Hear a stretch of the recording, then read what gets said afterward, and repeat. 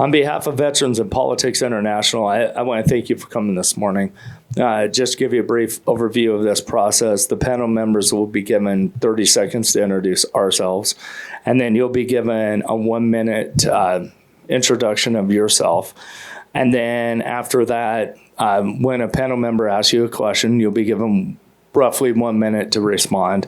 And then at the end of the question and answer period, then you'll be given a 2-minute closing so you can say whatever you want to say and make sure you get your campaign contact information out there. I'll start. My name is Jim Jonas. I'm the Director of Veterans in Politics, and I also co-host the podcast with Steve Sanson. My name's Gianno Amato. I lived here all my life. I'm a local entrepreneur.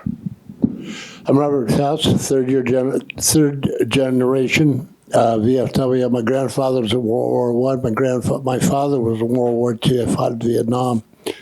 After the war, I came back and played 10 years of professional baseball. I authored 2 books. I have 2 books on the market right now. And I spent 4 years in the penitentiary for drug smuggling. Okay, thank you, panel. Stan, would you want to give a 1.5-minute introduction of yourself, please? My name's Stan Hite, and I'm running for sheriff of the Las Vegas Metropolitan Police Department. My main reason for running for sheriff is I am concerned about our constitutional rights and the overreach of our government. The last election scared me. Our government's been growing, our rights have been shrinking. I want to stand up not only to protect our community from crime, but I want to stand up and protect our community from government overreach. I do have a degree in criminal justice administration from San Diego State University, a Bachelor of Science degree, and I have 30 years experience with the Las Vegas Metropolitan Police Department as a patrolman and sergeant with Metro. There's many concerns I want to address as your sheriff, and I'm hoping we'll get to that here in this panel. Thank you. Okay, thank you, Stan. So my first question is a long-winded question, so I'll give you plenty of time to respond. So there's morale issues in the police department nationwide right now. It's not just Metro, right? Exactly. And a lot of it started with Colin Kaepernick when he decided he was going to not stand for the national anthem, and then he decided he was going to take a knee. And then we ran into the hands up, don't shoot thing that was going on. And then Black Lives Matter started piling on. So there's a lot of morale issues. And this started way before COVID. So as sheriff, how would you increase the morale of the Metropolitan Police Department? I think the media is the biggest morale factor with our police department. Media is so powerful, it can literally make a guilty man innocent and an innocent man guilty. That's how powerful our media is. And when they get on the sensationalism every time a police officer has an incident nationwide, and I mean, how many have we heard? Maybe 10 in the nation in the last several years where an officer's conduct has come into question. And they immediately jump on the most hypersensitive racial type. They make it racial. They make it about conduct, and they fail to get all the details. And consequently, the community reacts accordingly. They see this. They listen to the media. It's portrayed in a very negative way, and it's like, oh my God, what kind of police force do we have here? Instead of getting all the details. And my job as sheriff is to make sure that we are transparent about everything. First off, everything that is done good, I'm going to be in front of the cameras a lot. I'm going to be telling the cameras everything we do because they need to know what kind of a police department we have, how good it is. Because I've worked at this police department 30 years. It is an excellent police department. They do so much for the community that doesn't get noticed. And I want that brought out to the community. And the negative things, when we do make mistakes, we're going to own it. We're going to be transparent about it, and we're going to work with the community, and we're going to fix it. Tell me, what party do you represent?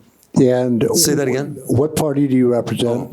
And what is your religion? And would you let your religion interfere in any of your decisions? That's an excellent question, Robert. I appreciate that one.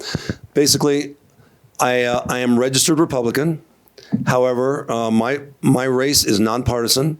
I serve every member of this Clark County community, and I don't care if you're liberal. I don't care if you're independent or Republican. You need a police officer. We will get you one, and we will serve you. So, party affiliation means nothing. Race means nothing. Sex means nothing. We serve the entire community. I am a Christian man, and it's one of the things that I like to brag about. I feel very good about my religion. I believe in our Lord Jesus Christ, and I say that not to impose my Christianity on anyone, my community or my neighbors. That's not why I say it. I say that because I want you to know that it's my faith in Christ that will govern my decision making and my ethics and my integrity. Okay, Stan. So my question is going to be about transparency. Yes. Okay, transparency. There's a lot of videos where we got a lot of bad apples, right, within all these police departments. I wouldn't say a lot. You wouldn't say a lot? I would not say a lot. Okay. I will argue with you. We'll get to that point. Okay. Yeah, we'll get to that point. So anyways, what happens is, what do you think about the officers, okay, turning off their body cameras, right? How else can you control a narrative, right? But by turning off your body camera, I'm sorry, I turned my body camera off. What can you do? What would you say for an officer, that was in a serious incident and turned his body camera off? I mean, should we arrest him immediately? What should we do to that officer? Well, you don't arrest an officer for turning his camera off. I mean, that's a policy. It's not a law. We arrest people for law violations. Why he turned his camera off, we're going to listen to him. I want to hear his side. I'm not just making a judgment. If he gives me a legitimate reason, we're going to address it. We're going to listen to it. If he doesn't, then we're going to address it as well. Okay, can you please give me a reason why an officer would dare ever their finger ever touch the damn camera off and on button? I don't have Just a reason. give me one. He would have to give me one. All I can say is maybe the camera stopped working, and that's his reason for it being off. Now, if he says he purposely turned it off, I have to hear that reason. I can't think of one. Is he going to be in some deep shit if there was a serious incident and he turned his camera off, sir, is what I'm asking. I'm going to judge his behavior first, and then that is second. We will consider it, yes. I mean, policy says the camera's on, it needs to be on. That's a policy violation if it's not on. That's what supervision's all about. We address the concern. I want to know what the behavior was and the decision-making behind that behavior. First, we'll address the disciplinary action on that. And then we'll also address, it's like speeding and then driving reckless and killing somebody. Why were you driving reckless? Speeding is another part of it. We'll address it all. Okay, sir. A follow-up question to that is,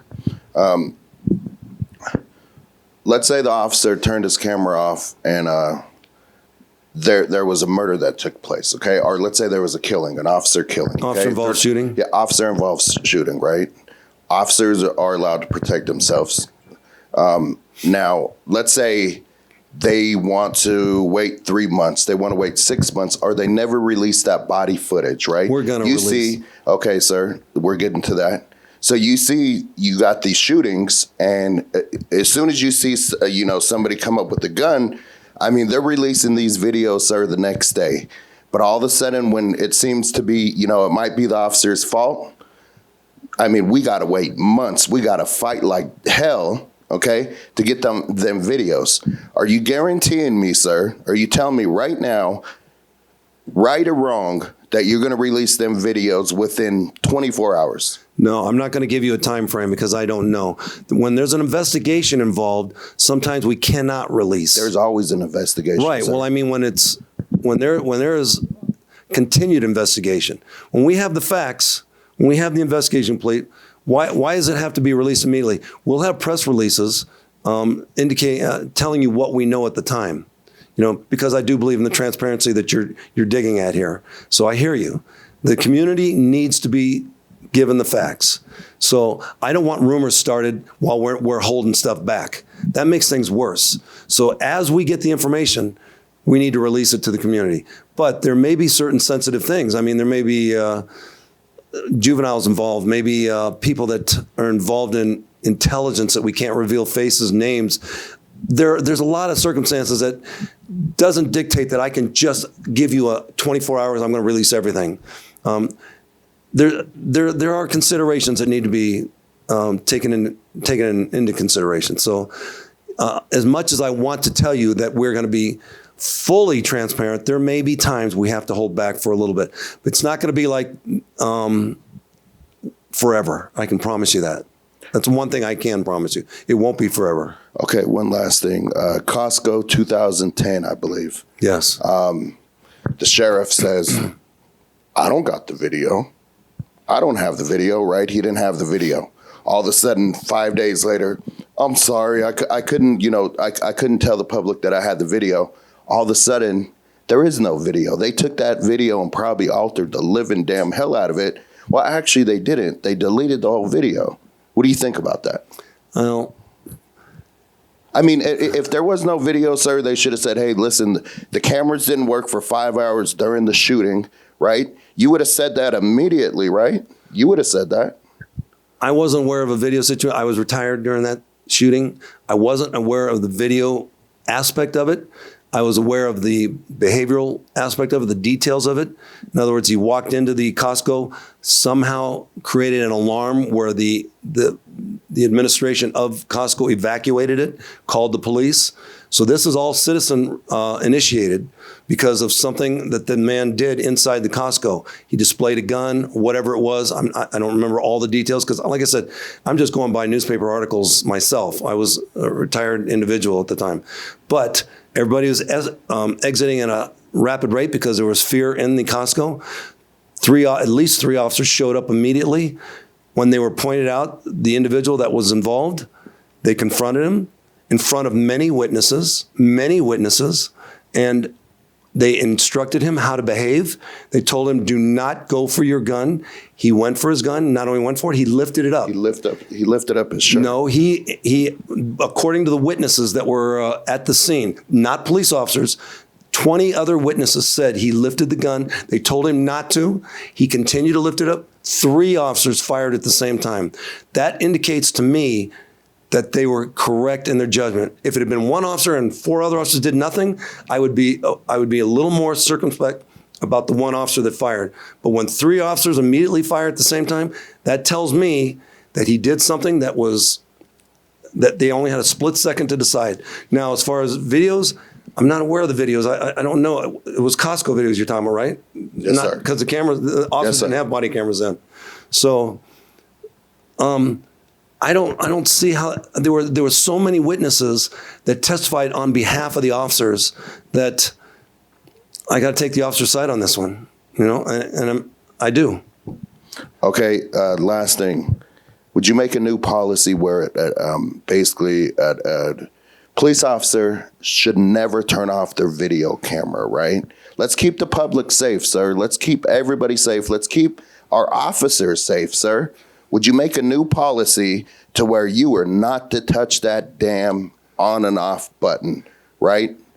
I don't know how the policy works. So the cameras stay on 24/7. Throughout the entire shift. No, sir. I'm not sure how they work. No, sir. Don't they turn them on only when they make contact with the citizen? So they are turning them on and off. Well, I'm not sure how that works, sir, but they should automatically be, as soon as you pull somebody over, you hit the light, you hit your camera, or it should automatically, whatever happens with them cameras, sir, it should be on any time that you are coming up to a vehicle, okay? You shouldn't even come up to the vehicle, as a matter of fact, right? You got so many people killed because they say, I had an incident, okay, a couple years back where the officer says license and registration. I reach over because it's, there's a bag right there. I go to reach for it, and he was going to murder me right there, right? So what I'm saying is, sir, them damn videos, and I'll even show you the video, okay? Those damn videos should not be turned off, sir. Is there any reason why, or will you make a new policy stating that you should never turn off let's keep everybody safe, sir? I agree. The camera should be on whenever we're having citizen contacts. I agree with that. So yes, they should be on. So you will make a new policy? I don't think it's a new policy. I think that's the way it is. I think that's the policy. I have to, like I said, I'm not a sheriff at the moment, so I don't have the policy. That policy is reserved only for commissioned officers. So their policy manual has been created on cameras since I've been retired. So I don't know that policy. I'll know it right away once I get in, and I'll be able to address it. Those cameras, you're making it sound like those cameras are there only to protect the citizens. They're not. They're there to protect the officers as well. That's what we want. Absolutely. So yes, I think they should be in operation while they're in contact with citizens. Thank you. Yes. All right, so my next question is a little different. So one of the reasons, like, I address morale issues with police officers, both nationwide and with Metro, because of the news media and different things that have been going on. One of the other reasons why I think morale issues, because I do talk to a lot of troopers when Steve and I go to different events, and they're not really too happy with our current sheriff, Joe Lombardo. And it's not necessarily that Sheriff Lombardo is a bad man. It's just the way it was put to me is that all the troopers knew he had further political aspirations. So basically, he wasn't really running the Metropolitan Police Department. It was actually McCahill as undersheriff. Now, when you become sheriff, or if you become sheriff, will you actually be involved, an involved sheriff, other than looking for future political aspirations? Like Joe Lombardo he's been planning to be governor for a long time. Would you be willing to make that commitment to your troopers that you are actually a hands-on sheriff? I have no political ambitions whatsoever. I never even had the political ambition to be sheriff. Literally, I was happy in my retirement, and it was the overreach of our government that scared me to the point that actually I don't trust anyone else to lead our department. So my style of leadership will be totally hands-on. It's definitely not going to be in the hands of my undersheriff. I'm not even sure I want an undersheriff, because I want to have an influence on our police department. I don't want someone else to have it. That's why I'm running for office. I will look into the office of undersheriff when I get there. But my type of leadership is going to be hands-on. The officers are going to see me actually in the briefings. I was a police officer for 30 years. I never saw a sheriff in my briefing before I went to work that day. They're going to see me. They're going to know me. They're going to know about me. They're going to know what I stand for. So I'm going to be in the briefings, hearing their concerns, because I don't like the separation of 7 different levels of rank interfering with my knowledge of what they need to get done. So I want to hear it firsthand from the horse's mouth. I'm going to sit in the brief. They're going to say, and they're going to hit me with it. And I'm going to totally allow them free verbiage to address their concerns. I don't want them afraid of me or afraid to speak up because there's going to be retributions. No, I want our police department to run smoothly, and they know how it runs. The officers, the first line officers and the first line supervisors of the sergeant they know what needs to be done in their community, in their specific areas, and I want to hear it from them and how I can facilitate that achievement of the solutions to their problems.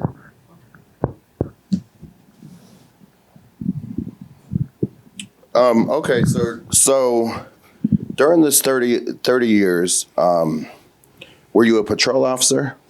I was a patrol officer and sergeant. Okay, so you talk about earlier,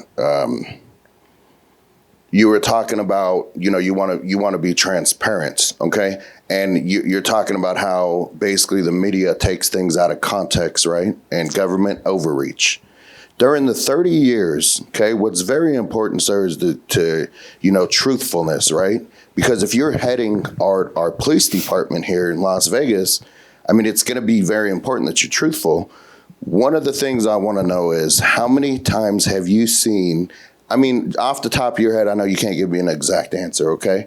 How many times have you seen police brutality over the years of being a police officer. 30 years, sir. 30 times 365. I mean, sir, we're talking about, what does that come to? 11,000, 12,000 days? I mean, that's a lot of days, sir. How many times have you seen police brutality where somebody, we'll just call it police brutality? I have rarely seen it. And I know that that's upsetting to you for me to give you that answer. Everywhere I've worked, we have strived to be a community serving police department. I have seen it. I've seen it. So I'm not saying it doesn't exist. I think it's at a much smaller rate than the media portrays it. I've worked in minority neighborhoods, and I've worked in upper white neighborhoods. We treat the people the same. We come in contact maybe more in the minority neighborhoods because, you know, they're congested. They're out in the streets more than the other people. So we come in contact with them. So there is a larger percentage of contact. And because of that, there's going to be a larger percentage of, you know, negative contact as well as positive. We try to be community oriented. That's been our direction since the very beginning for me. I mean, when I hired on, there were 300 officers on this department. Now there's 3,500. So yeah, when I worked initially, I knew most of what went on. Later in my career, I worked one area, you know, and there's 8 other substations that I'm not familiar with what's going on. But wherever I've worked, I have not seen brutality. I've seen us get our buttons pushed and make mistakes. I've seen that. I'm not saying it doesn't happen, but I have not actually seen where we single somebody out and just want to beat them up or be rough with them. What generally happens is they push back when we go to make an arrest. They'll fight back, and then we lose it. You saw that in the Rodney King thing.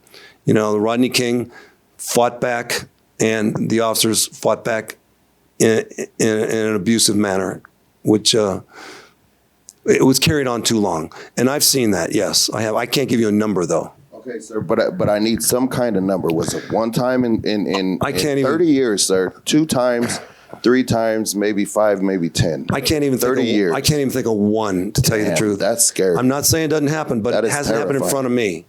And I haven't done it because I have never had a complaint for abuse in my whole 30 years. Okay, I believe that, sir, but it's terrifying.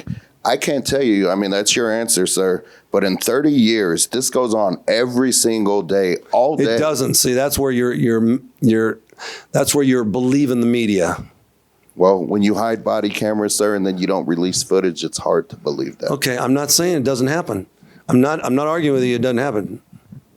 I'm just saying in my 30 years, we were not abusive. We just weren't. That wasn't our style. And I was on good squads. We didn't do that.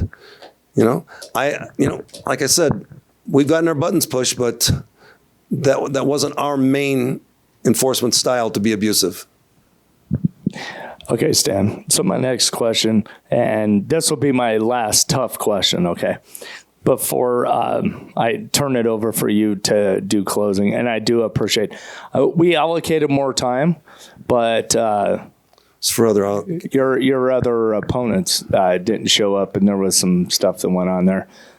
First off, I just want to say how much I have a lot of respect for you, Stan. Thank you. We've met at events on several occasions, but I do have a very serious question for you, though, and it's kind of piggybacking on what Gianna was talking about, as far as just the perception of corruption within the police department. I do believe that most police officers are good, okay, but I'm going to ask it.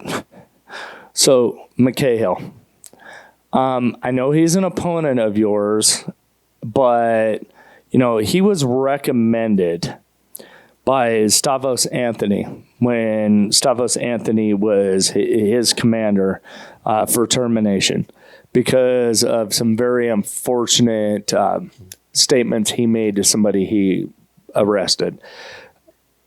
If you get elected and he is still your undersheriff, would you call for his immediate dismissal? Okay, Kevin McMahill is no longer on the police department. So he is not. Well, the I undersheriff. apologize. I have Oh, wrong okay. information. Oh, Then. Sorry, Stan. So Thank what's you the for question correcting then? me. No, I was just. What's your opinion on McCahill then? My opinion of McHale. I mean, just his behavior, not him as an individual. Of that incident, it was atrocious, of course. And what concerns me the most is the truthfulness, like Giano brought up. Truthfulness is everything. You can't be a police officer. We terminate officers for truthfulness. If they're not truthful, we terminate them because they can't go into court and testify with credibility. They've lied. They've proven themselves that they're liars. We can't have that on the police department. We have a truthfulness clause in our policy manual. So an officer can commit a very minor incident and he's held into an investigation on it. Say he used profanity towards a citizen and they question him and he says, no, I didn't. And there's a camera footage that says he did. Well, that's truthfulness. He would have normally gotten maybe a contact or a written reprimand for the profanity, but because he was untruthful, he's terminated. Simple as that. And truthfulness is everything. And unfortunately, he's been shown to be untruthful, and and that's the part that I'm concerned about. I believe in second chances. McMahill did this thing 25 years ago. He made some mistakes. It cost him. He had to resign over it. And then somehow he got back on and progressed right up the ranks. But to deny it currently, to me, brings concern because that's showing a lack of truthfulness. And we're talking about somebody who wants to be sheriff right now. I like McMahill personally. I think he's a decent man. Whatever he did back then, I don't think that's him now. So I don't bring it up. It's not something that I mudsling about.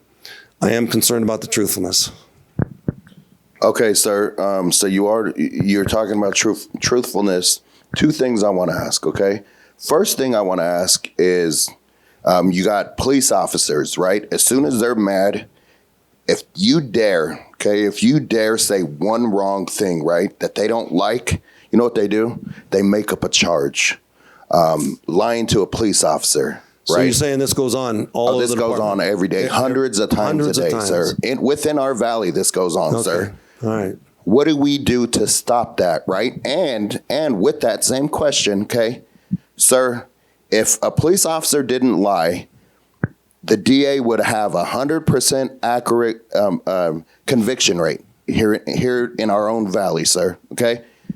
Sir, when they get caught lying up on that damn stand, or if they get caught on video lying, are you telling me that you will terminate them? Yes, Because absolutely. we're going to pull out all these videos, sir. We're going to pull them out and we're going to bring them to your office, sir. You have to distinguish between an officer lying to a suspect to find out information as opposed to lying under investigation for a crime that he may have been involved in. Yes, sir. So if they lie in that, they're terminated. Okay, perfect. So can we bring the videos to you and you're going to terminate them, sir? If you can prove truthfulness, yes. Thank you. We don't want an untruthful police officer on our police force. Okay, thank you. Last thing, okay. There was an election, and you believe in evidence, correct? Of course. Okay. If there is no evidence, it didn't happen, correct? Oh, well, there's witnesses. I mean, that's not exactly evidence. You have witnesses Okay. testify. So this last election, was it stolen or was it not stolen?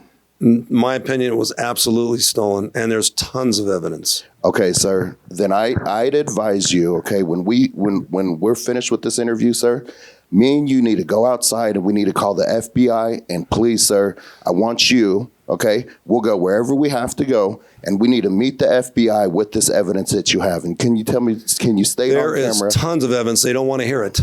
Sir, They can won't you state listen on to you. camera? I'm going to call the FBI with you, sir. Can you state what kind of evidence you have that I can we tell you go right pick now up? several things. Please. A vacant lot, 300 votes came from it. 1,200 people that are dead. They took pictures of the plots. Dead, voted. One residence, 300 votes. 300 votes from one residence. I mean, there's 80,000 votes that have been termed circumspect.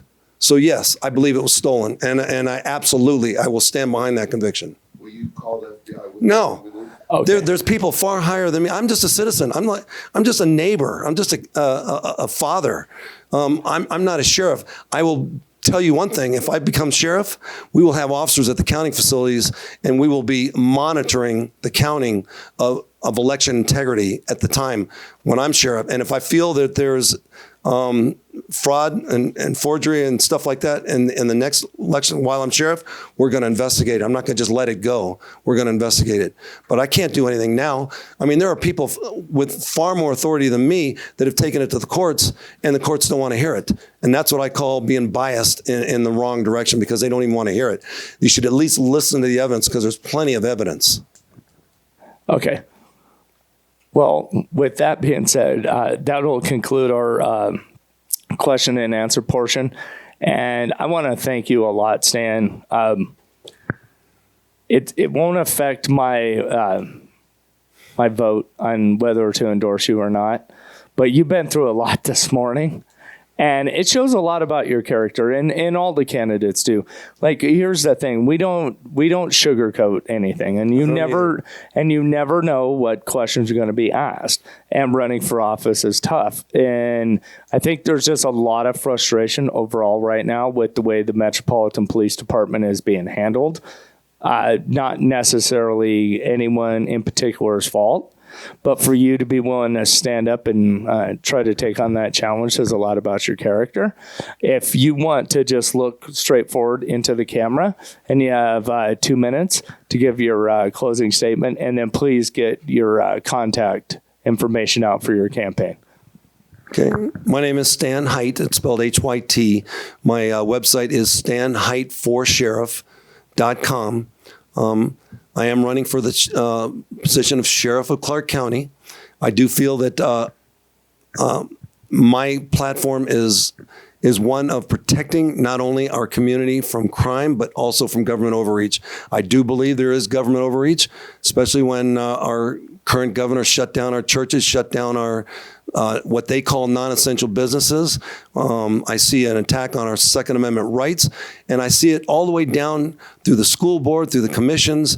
They want to close down our First Amendment right when it comes to talking about the vaccine. They want to stop parents from talking about critical race theory and sexual matters that shouldn't be taught in the schools, and they call them domestic terrorists. They say our speech is dangerous when we talk about the jab. The county commission voted to do that. I don't want to be using the police to enforce these kind of mandates. I want the police to be used to protect us, not subject us. That's something that's very important to me, the Constitution. That is the main reason why I'm running. I have lots of agendas. I want to address sex trafficking. I want to address help with the homelessness, partner with the community in that. I want to work on election integrity, which I believe needs a lot of work. So there's many things I want to address. But my name is Stan Hyt, and I'm just asking for your support in this campaign for the office of Sheriff of Clark County. And I appreciate you taking the time to even vet your candidates and listen to us speak. Thank you. Thank you very much, Stan. With that will conclude our endorsement interview for Clark County Sheriff. Thank you.